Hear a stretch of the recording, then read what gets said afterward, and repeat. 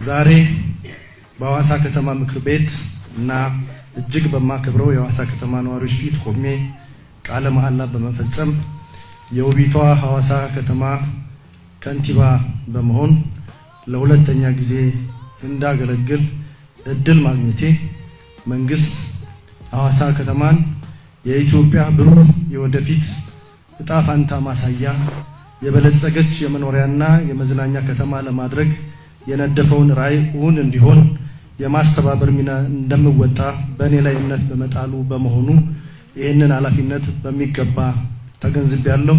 ይህንን ኃላፊነትም ለመወጣት በድጋሚ ቃል እገባለሁ።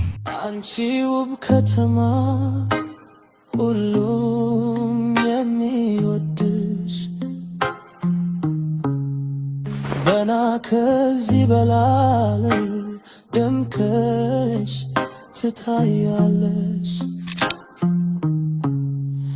ልማትሽ ይቀጥል እድገትሽም ይስፋ